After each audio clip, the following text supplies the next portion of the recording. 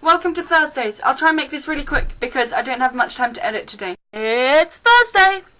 Kari asked, what did we ship before we knew what shipping was?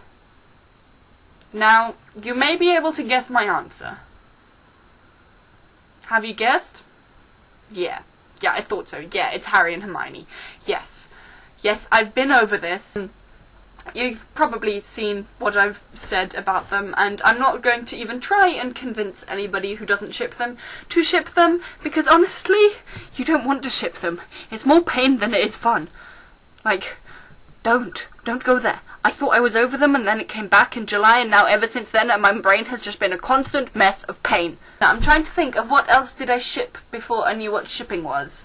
Will and Lyra from His Dark Materials, because I just knew they were supposed to end up together, and the ending makes me weep, and I always try and find a loophole, and I was basically in my head writing Fix-It Fic before I knew what Fix-It Fic was.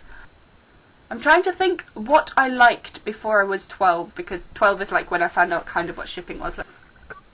Oh my god, Disney films! Disney films are full of ships! Kovo and Kiara, Ariel and Eric, Melody and that random guy she walks into at the end of The Little Mermaid 2, because that's just one of my favourite films. Peter Pan and Wendy. I didn't like many things apart from Harry Potter. I mean, I liked Harry Potter a lot. I read Harry Potter a lot. I read tons of other books, but nothing like that I shipped stuff in. Okay, to be fair, Harry Potter was a huge part of what I read and watched and enjoyed when I was tiny, so let's just leave it at Harry Potter.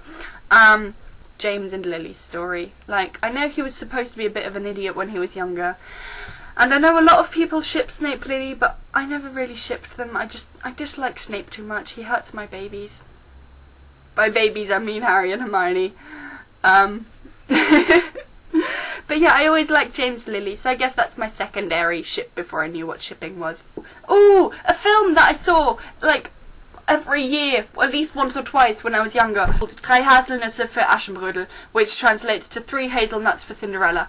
And I watched it the other day, together with Friday Laura, and she kept pointing out the prince and his best friend, because they were dancing and they were in tights, and yes, okay, now that you've pointed out how very, very romantic that scene is, I'm seeing it too, so thanks for that. Cinderella and the Prince was also kind of a ship that I always shipped when I was tiny. It's such a sweet, sweet, sweet film, and they actually sort of fall in love, and they have a relationship, and she turns him down because he doesn't know who she is, and then he finds her, and he comes to understand her, and it's just such a beautiful, romantic, Christmassy fairy tale loveliness. Question for Laura tomorrow. There's a special scene being released tomorrow called PS, which is an animated Doctor Who scene narrated by Arthur Darvill, which was written by Chris Chibnall, I think. So I guess it belongs in the Power of 3, but it's about Brian and the ponds and what happened to them after the story finished. So, talk about that, react to that. What did you think? I hope it's good. Is it good? I really hope it's good. Is it good? Please tell me it's good. Bye! I've said shipping so many times the word has lost all meaning. Shippity ship ship.